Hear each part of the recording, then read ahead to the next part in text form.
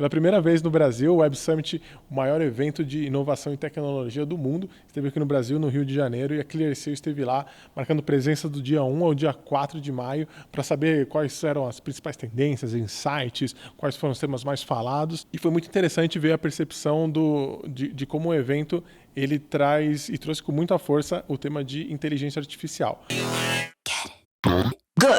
Prevenção de risco, inovação, tecnologia e tudo que há de importante para mover o ecossistema digital. Fique ligado porque está começando Clearcast, o podcast da ClearSale. Meu nome é Matheus Coneglian, eu trabalho aqui no time de conteúdo e comunicação da ClearSale e estou com meus dois convidados especialistas no assunto, ótimo para a gente saber de fato falar sobre temas tão importantes. Estamos aqui com Anderson Brito, Head de Produtos do Recarga Pay. Por favor, Anderson, se apresente aqui para o pessoal, fica à vontade. Olá pessoal, prazer imenso estar aqui. Como o Matheus comentou, sou Head de Produtos da Recarga Pay.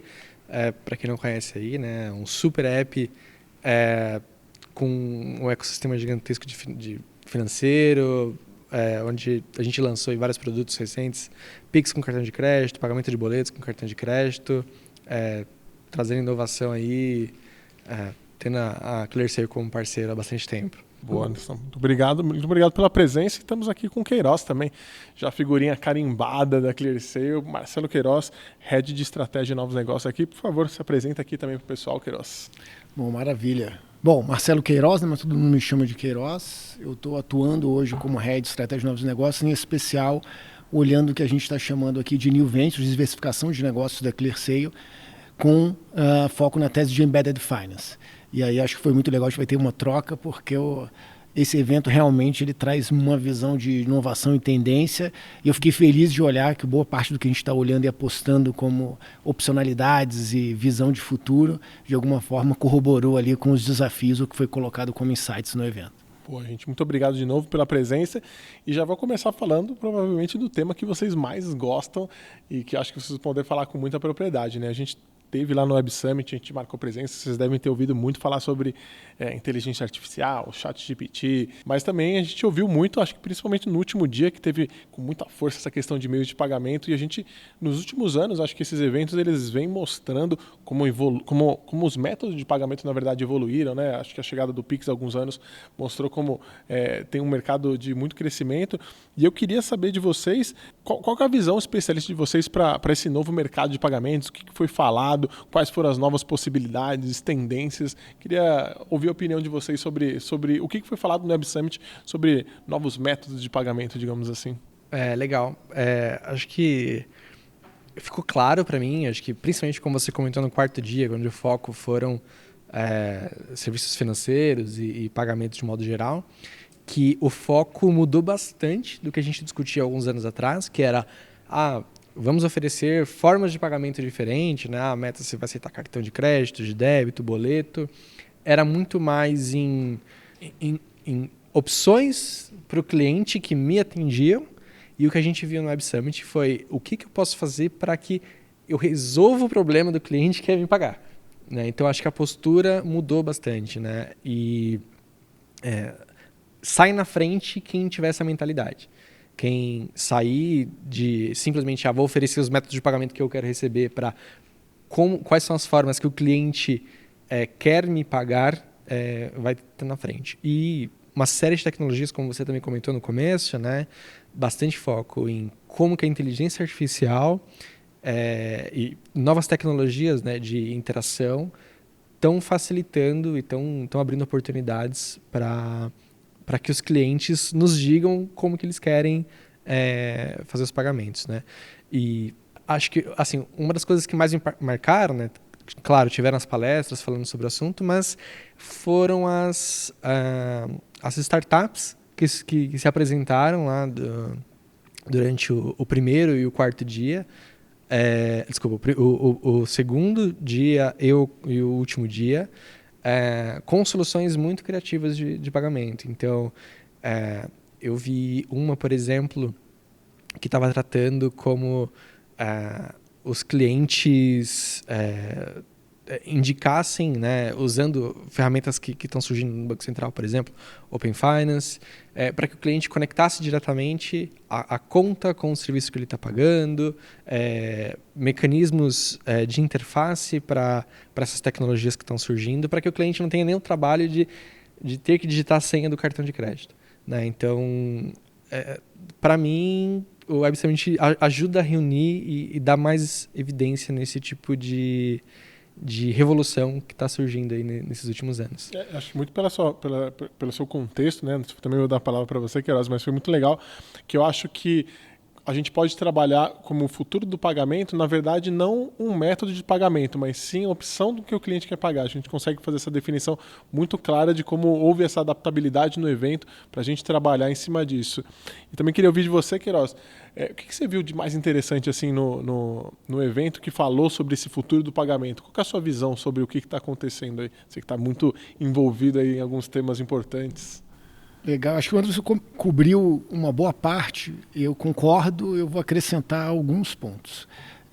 Acho que para mim ficou claro, obviamente o assunto inteligência artificial é algo que seria tratado, dado a todo o contexto e o hype que está aí todo mundo falando de ChatGPT, né, então inteligência artificial generativa, né, a evolução da inteligência artificial, mas que na verdade a inteligência artificial já está em boa parte das práticas, que é ClearSale, Recarga Pay, boa parte das empresas que entregam serviços ou de análise de risco ou mesmo de entrega de serviços de pagamento já fazem isso há algum tempo. Quando a gente está falando aí da evolução e agora apareceu para o público, né? Então, porque agora o público tem acesso a uma ferramenta em que ele pode interagir com uma inteligência artificial.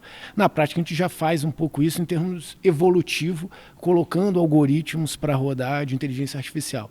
E isso acabou permeando. Então, inteligência artificial esteve em várias temáticas em todos os dias, mesmo que não fosse aquele assunto específico, ele vinha à tona ali cross em algum momento nas falas, em boa parte das falas.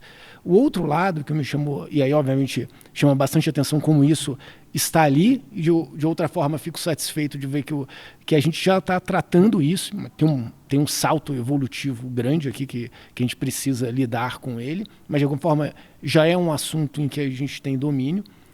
E do outro lado, então, inteligência artificial, a gente está falando muito de, né, computação, robotização, automatização. E do outro lado, não somente em pagamentos, mas de forma geral, a importância do cliente, do usuário final, do cliente estar no centro, a jornada do cliente.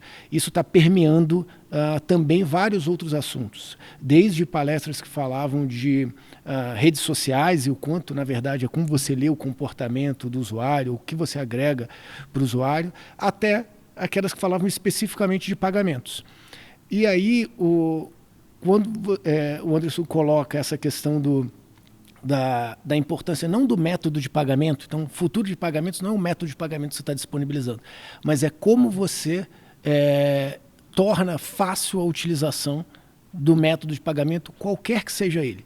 E eu acho que isso está muito ligado com aquilo que eu comentei, por isso eu falei que fiquei satisfeito, que Embedded Finance é embutir serviço financeiro, quer seja um método de pagamento, um crédito, o que você está fazendo, na jornada do cliente. Em qualquer jornada que ele seja, de contratação de serviço, compra de produto, para que seja tão fluido que ele não perceba, inclusive, que ele está fazendo um pagamento ou uma compra. E aqui eu acho que tem esse link que é muito legal, que eu vi isso em algumas, principalmente no último dia. Realmente no último dia teve um foco muito grande no pavilhão 3 ali, falando muito efetivamente, vários palcos, e não somente nos palcos, mas também nas empresas que tinham ali os seus stands com mini palcos, falando de pagamento, e mostrando, e as startups também, boa parte delas levando isso, a facilitação do processo de pagamento, incluindo na jornada e tornando mais fácil.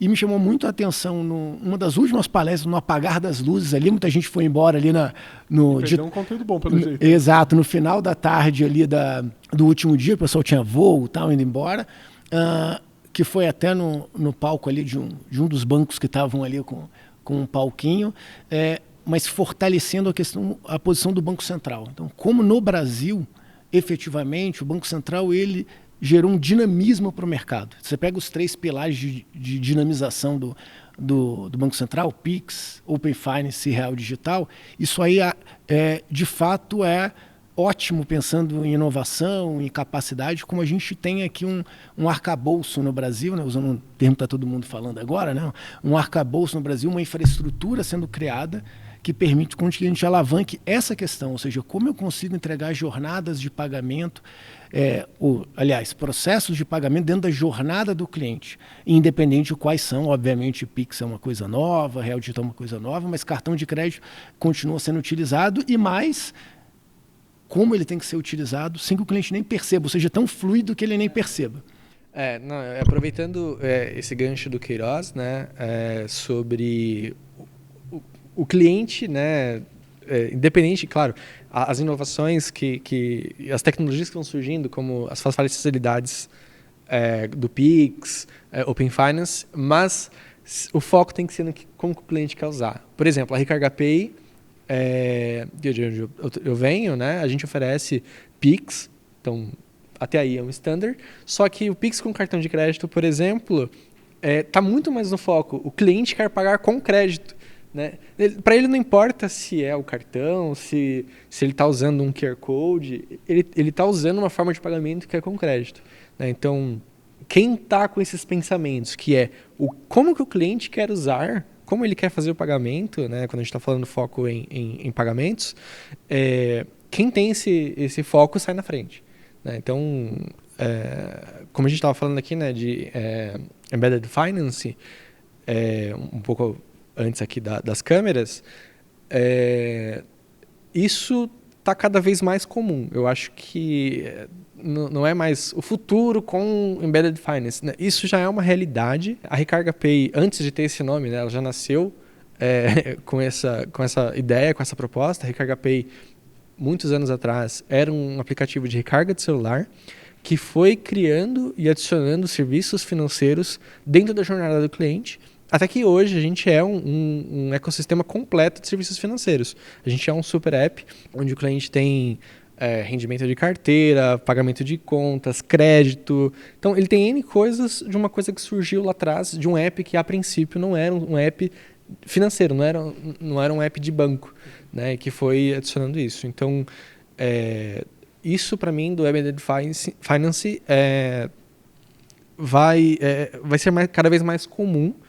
E o que vai diferenciar não é simplesmente oferecer o produto, né, vai virar uma commodity, né, esses serviços financeiros, mas é como você toca o cliente nisso, dentro da sua jornada, o que você traz para o cliente dentro do universo do seu serviço, do seu aplicativo.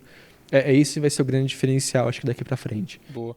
E aí, Anderson, você até comentou, e acho que você trouxe uma explicação muito legal dessa questão do Embedded Finance, que ainda é um tema muito incipiente, as pessoas têm um pouco de dificuldade de entender isso, de tangibilizar. Acho que é mais ou menos o que até aconteceu com o Pix. Acho que tem uma maturação, digamos assim, para as pessoas se familiarizarem. E aí eu gostei muito da sua explicação. Eu vou aproveitar e fazer talvez um adendo para o Queiroz também, que ele comentou sobre um ponto que eu acho que é muito interessante trazer isso à tona, do Real Digital. Como você conseguiria explicar para as pessoas, assim, numa conversa de bar, o que é o Real Digital? Qual que é o benefício do Real Digital? Essa é bem difícil, né? Até quando a gente tem... Esse é o papel. Então, quando a gente tem reuniões com o Banco Central e quem está acompanhando esse assunto, essa é a grande dificuldade, porque eu acho que você usou a referência do Pix. É interessante. O Pix ele é fácil das pessoas entenderem, porque ele é um método de pagamento. Então a pessoa abre o aplicativo dela, qualquer que seja, Recarga Pay, qualquer aplicativo, e faz um pagamento usando o Pix. Então é um método de pagamento. Analogia da TED. Exatamente. Então fica mais fácil entender. Eu acho que a boa analogia do Real Digital é o Open Finance. O Open Finance é o quê? É uma infraestrutura para facilitar a troca de informações, disponibilização de informações, para se criar serviços ou ter benefícios para os clientes que dão consentimento que os dados deles estão ali disponíveis. O Real Digital ele também é uma infraestrutura, então é difícil para as pessoas entenderem, porque, na verdade, para o usuário final, ele não vai entender o Real Digital, ele vai entender o benefício, e aí de novo entra a questão de jornada, ele vai entender o benefício. Então o Real Digital ele é uma infraestrutura, que em cima dessa infraestrutura vai estar disponível para instituições financeiras, o Banco Central vai prover essa infraestrutura para as instituições financeiras, que a partir desse Real Digital vão criar reais tokenizados, ou seja, tokens programáveis em cima desse Real Digital, e a partir disso vão criar serviços financeiros para o seu cliente final. Então, assim, eu acho que tem 2 exemplos que talvez fique mais fácil para as pessoas entenderem. Um deles vamos imaginar acho que esse é um que mais se utiliza. Imagina que você está comprando um carro ou comprando um imóvel. Como é que você faz isso hoje? Você faz uma transferência financeira e depois tem que fazer um registro ou uma troca de registro de propriedade desse automóvel ou desse imóvel, da pessoa A para a pessoa B. O real digital vai permitir, por exemplo, que uma determinada instituição, criando ali um real tokenizado em cima disso, crie um instrumento onde ele oferece para que você venda o seu veículo para outra pessoa e que no momento exato onde acontece a transferência financeira também acontece a transferência de propriedade. Essa é uma forma de tangibilizar para o usuário final. Então eu vou ter um produto que ele vai entender, eu tenho um produto que é mais simples, seguro, onde eu efetuo o pagamento e o pagamento só entra exatamente no mesmo momento em que a transferência de propriedade é feita. Então gera uma segurança. Esse é o benefício. E para pequenas empresas, por exemplo, a gente tem alguns instrumentos de crédito que empresas maiores usam, por exemplo, um FDIC. Então ela recebe lá, tem um conjunto de recebíveis que ela tem, e esse conjunto de recebíveis ela pode, por exemplo, montar fundos de direitos creditórios e ela se financia usando esses fundos. Esses fundos só são viáveis hoje, por toda a parte de regulação e controle, entre 50 e 100 milhões de reais. Então, poucas empresas, de fato, podem operacionalizar um FDIC. Usando o real digital, por exemplo, dado um modelo melhor de intermediação, de quebra desses dados em tokens menores, facilitação de distribuição, a gente pode sair para FDICs, já se fala que talvez consiga fazer um FDIC de 1 milhão, de 5 milhões de reais. Isso vai habilitar empresas de médio, às vezes até de pequeno porte, se fizer um pool de empresas, a ter uma linha de crédito que é bem mais barata do que um capital de giro tradicional. Então aqui, de novo, a tangibilização efetiva vai estar ali no serviço final, que, de novo, entra na questão de jornada. O que a gente precisa se preocupar qual é a dor daquele cliente, daquele usuário, quer seja uma empresa, né, uma pessoa física, uma pessoa jurídica, e como ela pode se beneficiar disso. O real digital ele só vai ser percebido, inclusive, eu acho que essa questão do usuário e da jornada, né, é mais importante para o real digital do que para o Pix, porque só vai ser tangibilizado na hora que você tiver um bom produto, com uma boa jornada, entregando para uma dor específica do cliente. O real digital, eu acho que muitas pessoas, eu gostei da pergunta, porque muitas pessoas me perguntam, né? Falam assim, qual a diferença de eu ter um real digital com o dinheiro que eu tenho digital na minha conta? As pessoas perguntam bastante isso, né? Será que, mas o Queiroz explicou bem a questão, né, dos serviços que podem ser criados com o real digital.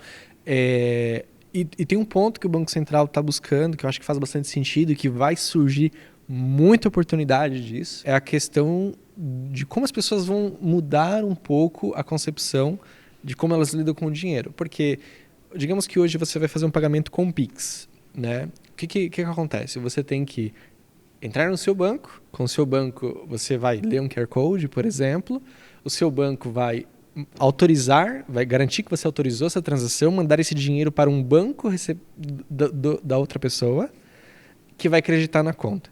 Né? Então, assim, a gente tem esses intermediadores. Né? O dinheiro não está com você na prática, está com o banco. É como se o banco tivesse um cofre digital.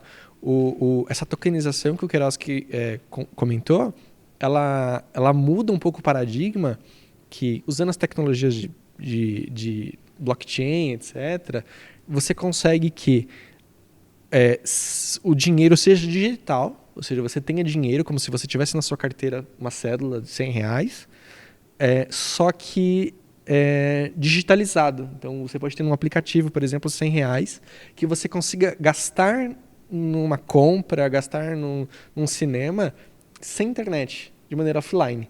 Né? Então, assim, a percepção que as pessoas têm hoje do dinheiro, acho que vai mudar bastante. E aí, quando a gente fala de produtos que podem surgir, Pix offline, transações garantidas, como o Queiroz comentou. Então, você ter a certeza que você vai receber seu bem, ou a certeza que você vai receber o dinheiro pelo bem, tudo isso gera muito mais segurança e uma oportunidade de negócios incrível, né? Que vai impactar em algum momento a vida das pessoas de maneira direta lá na ponta, né? Acho que como o Pix foi aí uma grande revolução aí, né, da digitalização das pessoas, a bancarização, o real digital também vai proporcionar isso num nível ainda mais profundo, né? Então, até o ponto que realmente quem tiver um celular no bolso não vai sentir falta de uma célula para pagar um pedágio, por exemplo. Eu queria fazer uma ponte que você comentou e voltar no assunto do Pix. Eu acho que teve um assunto no último dia que foi muito legal. A gente fala muito de Pix no Brasil, né? E, obviamente, está aqui no dia a dia de todo mundo. Então, pagamento instantâneo no Brasil é o país que teve considerado o case de sucesso do mundo. O segundo país com mais utilização de modelo de pagamento instantâneo. O primeiro é a Índia, então não conta pela diferença de população, mas o que teve mais forte adoção. E teve uma palestra, eu esqueci o nome da pessoa, do eBanks, no palco de Money lá, falando de pagamentos instantâneos, mas dando uma visão global, né? Então, como é a questão de adoção de pagamento instantâneo. E como ainda tem muito espaço para adoção do pagamento instantâneo, e o quanto isso é importante. E aí se perguntou de futuro, então acho que esse é um assunto que foi tratado então, no Web Summit. Quando ele falou de futuro do pagamento, ele não estava falando do futuro enquanto método, né? Então ele falou assim, pagamento instantâneo é uma realidade. Então o futuro, e aí ele comentou, o futuro dos pagamentos é o processo instantâneo. E que existe um mercado gigantesco, se a gente olha alguns países como a África, mesmo a América Latina, fora o Brasil, onde tem muita gente que ainda não tem acesso à bancarização como num método tradicional, onde você tem uma conta, e como pagamento instantâneo é esta possibilidade. Então, a experiência do Brasil, eu fiz uma analogia na hora, muito rápido, assim, olha, quanta experiência que a gente teve aqui. A gente pode exportar enquanto experiência, não só como capacidade, mas como criação de produtos, o que a gente pode viabilizar e como, de fato, isso é o futuro em termos de bancarização e de potencialização de dinamizar economias. Então, acho que isso foi uma temática que me chamou a atenção, com essa visão não Brasil, uma visão global, mas o quanto a nossa experiência aqui pode ser exportada. Eu queria fazer esse adendo do Web Summit, porque eu achei isso bem interessante. Foi a primeira vez que aconteceu o Web Summit na América Latina, né? Então, aqui no Brasil. E também isso ficou claro para mim com essa questão das startups. A maior parte das startups eram brasileiras, tinha algumas da América Latina, algumas do Canadá, Estados Unidos, eu vi até 2 do Reino Unido, mas a grande maioria era do Brasil. Foram centenas e centenas, não eram, elas iam mudando, então a que estava no dia 2 de maio, não estava no dia 3, não estava no dia 4 e assim sucessivamente, então eram muitas, você não conseguia, eu pelo menos não conseguia acompanhar e olhar todas, era muita coisa, então se não passar uma olhada geral. Mas o quanto isso é verdade, então o quanto a gente tem de criatividade, coisas interessantes aqui, e como, por exemplo, fazendo associação com o Pix, com o pagamento instantâneo, a gente tem potencialidade de levar essas tecnologias. A gente faz pouco isso, né? A gente tem muita dor no Brasil, então a gente tem mercado, né? Vocês, por exemplo, é um exemplo, mercado gigante para poder atuar, mas como a gente é capaz, enquanto empresas, startups, de levar a tecnologia para fora também. Muito legal. A gente já está chegando aqui nos nossos finalmente, mas antes teve um assunto que eu acho que eu não poderia passar sem ouvir a opinião de vocês. Depois a gente vai para o jogo rápido, para a gente já finalizando com alguns vieses talvez mais macros do evento. Mas eu ouvi bastante disso também no Web Summit, mas eu queria ouvir a opinião de especialistas nisso. Criptomoedas aqui no mercado Latam. Como que vocês veem o futuro das criptomoedas aqui? Vai pegar? Vocês acham que não? Está caindo, está subindo? Como vocês imaginam as criptomoedas, na verdade, daqui a alguns anos? Legal. Se a gente olhar, né, no mercado global de criptomoedas, né, onde de fato está sendo usado e como está sendo usado, a gente tem basicamente três grandes polos. Né? A gente tem aqui bem forte a América do Norte, na sequência a América Latina, em geral, e uma parte ali no Oriente Médio, pegando uma parte da Ásia. No geral, nesses 3 polos são 2 aplicações. Ou é especulação, então você tem bastante investimento no sentido de vou investir num ativo que vai se valorizar num tempo. E o Bitcoin é um exemplo claro disso, que até hoje eu me arrependo que eu tinha 4, 5 Bitcoins e eu já estaria... E você poderia estar morando agora nas Ilhas Maldivas. Exato.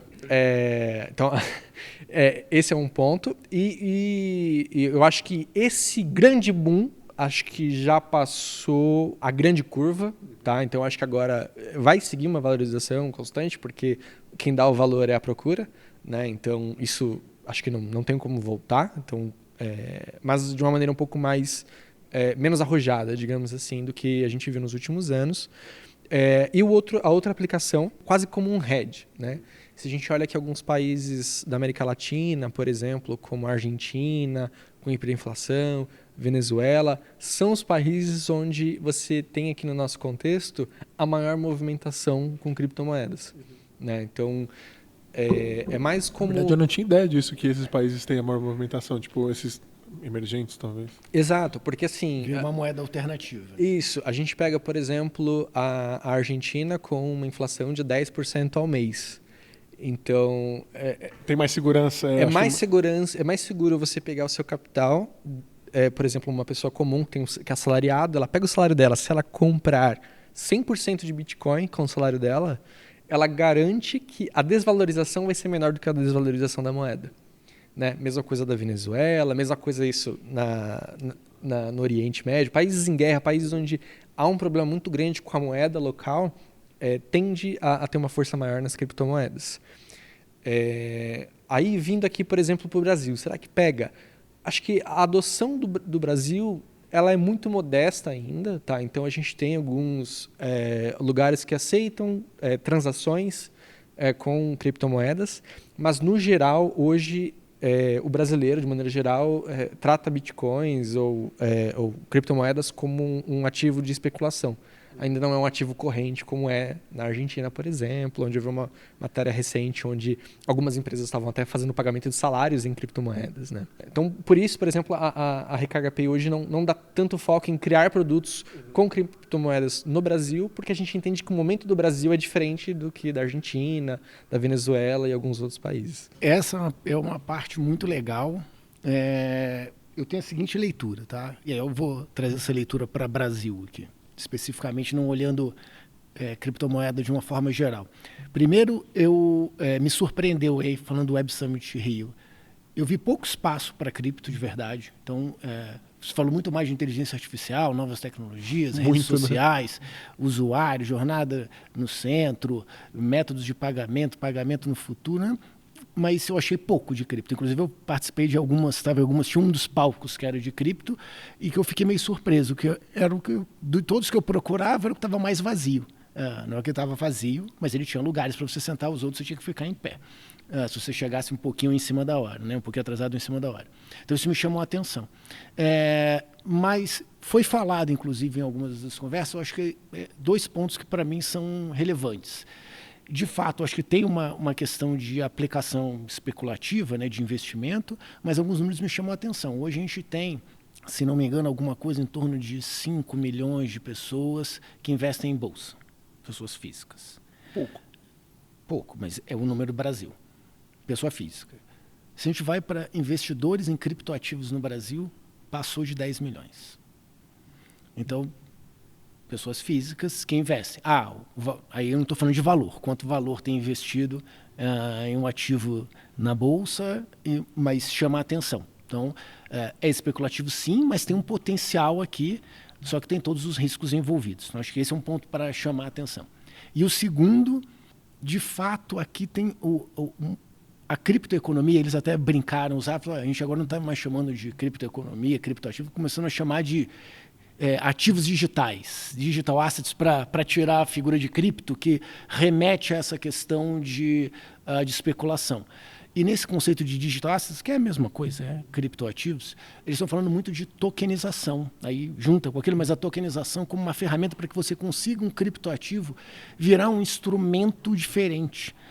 E aí um exemplo foi dado muito legal, que foi uma palestra do mercado Bitcoin, estava o CEO do mercado Bitcoin, comentando, eles compraram uma exchange em Portugal, né, que passou a se chamar agora Mercado Bitcoin, e eles têm aqui alguns instrumentos que eles digitalizam alguns ativos, tokenizam alguns ativos e colocam para as pessoas comprarem já no Brasil. E agora estão olhando o potencial de pegar criptoativos do Brasil, ativos no Brasil, tokenizar esses ativos, criar ativos digitais, e olha o potencial de você oferecer esses ativos para serem comprados na Europa. E aí hoje, por exemplo, você pega uma empresa que ela abre o capital no Brasil, na B3, ou cria algum instrumento de ativo digital e oferece só no mercado local, ele tem uma amplitude de quem pode consumir, ou pode comprar e virar um investidor, que não deixa de ser uma linha de financiamento, de investimento na empresa. E olha o potencial justamente que modelos de criptoativos ou ativos digitais, usando o termo para tirar o viés ou tentar tirar o viés especulativo, podem gerar para a economia, para empresas brasileiras acessarem mercados globais e a partir disso conseguir potencializar, e o mercado brasileiro, como a gente falou, né, é um mercado gigante, então acessarem o próprio mercado, conseguirem consumir e investidores internacionais usarem esse tipo de instrumento. Então acho que tem muita coisa ainda por fazer e um mercado que tende a expandir muito. A gente precisa estar de olho nisso. Eu acho que em algum momento a gente estava comentando iniciativa Real Digital, assim, em algum momento acho que tudo vai converger em autenticação descentralizada, blockchain, e aí os ativos vão ser valorizados com isso. Eu acho que em algum momento isso vai chegar. Mas hoje, como a gente está falando aqui na situação específica da América Latina, né, Brasil, onde a economia, estou falando da situação atual, a economia é ativa, por exemplo, alguém que compre Bitcoin aqui no Brasil, o gastar esse valor, a conversão por bens e serviços, acaba acontecendo em real. Você sempre tem que vender o Bitcoin ou vender a sua criptomoeda, seu criptoativo, para trocar pelo bem, pelo serviço em moeda local. Acho que a gente tem uma maturidade bem diferente assim, na América Latina. Uns estão indo por pressão, porque os governos locais estão com dificuldade para controlar os ativos físicos, os ativos reais, digamos assim, e tem essa pressão, e outros porque já está mais maduro, por exemplo, como a América do Norte, onde isso é mais comum e eles já estão num nível um pouco diferente de troca. Então, acho que a gente tem está bastante heterogênea a situação da América Latina. Eu queria continuar o papo aqui. Como jornalista, eu queria ficar fazendo perguntas, porque vocês ficam me dando ganchos, mas eu vou finalizando, porque eu acho que agora a gente consegue trabalhar e falar um pouquinho mais, acho que até de forma um pouco mais direta, sobre o evento em si, que é um que a gente costuma ter aqui no nosso Clearcast, que é um jogo rápido. E a gente vai falar um pouquinho sobre o evento, o que vocês mais gostaram de lá. E a primeira pergunta que eu queria falar para vocês, que eu queria perguntar para vocês, na verdade, é qual palestra que vocês acharam mais interessante no Web Summit? Que valeu a pena ter parado lá uns 20 minutinhos para assistir.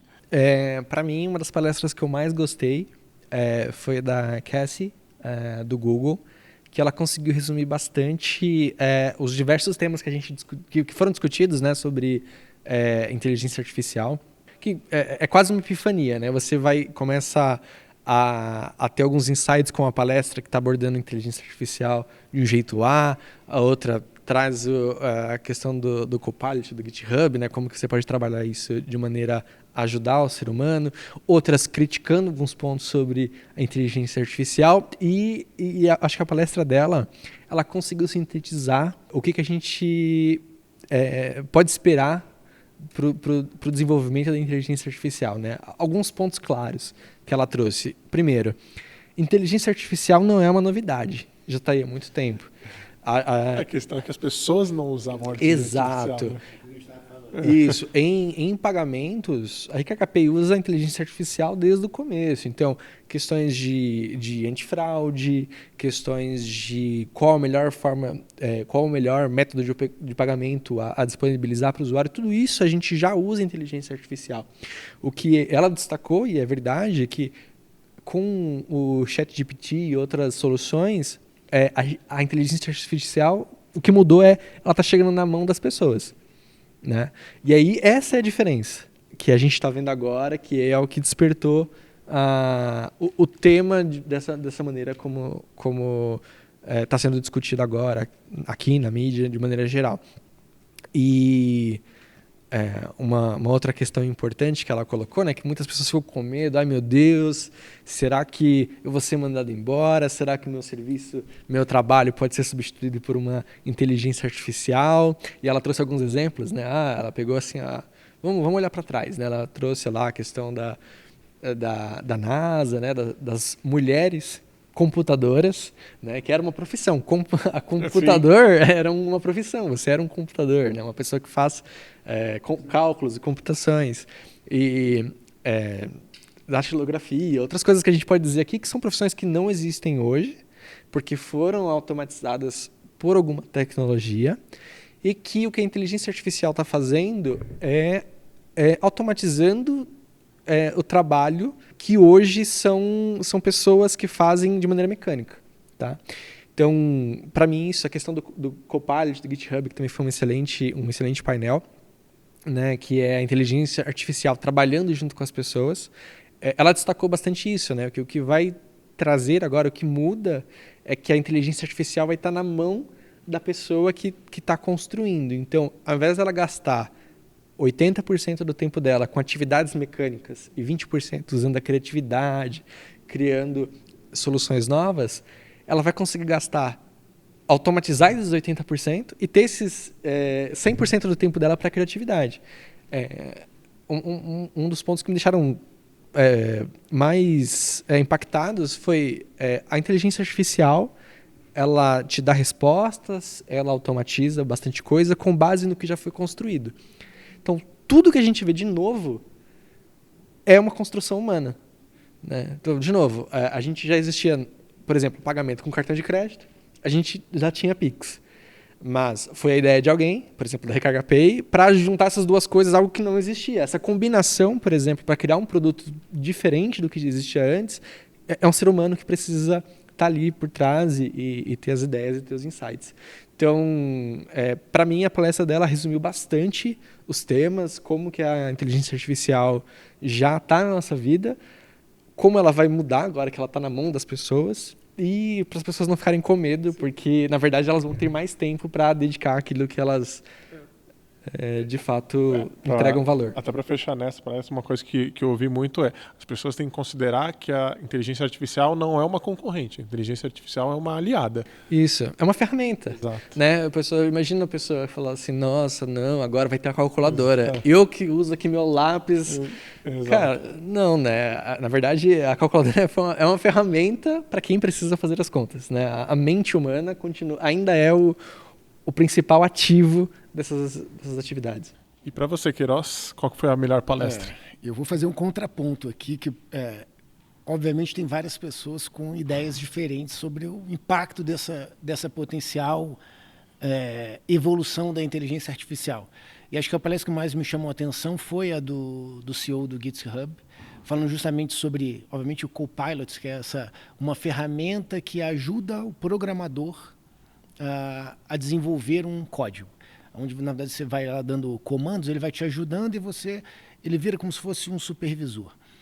Mas aqui, em alguns momentos, quando ele estava no discurso dele, ele trouxe algumas interrogações, não diretas, mas subjetivas, de até que ponto isso não se inverte, até que ponto a gente não pode ter, de fato, uma inteligência artificial que evolua ao ponto de fazer o contrário, ela gere o código e gere sugestões criativas e o programador ele vira o copiloto.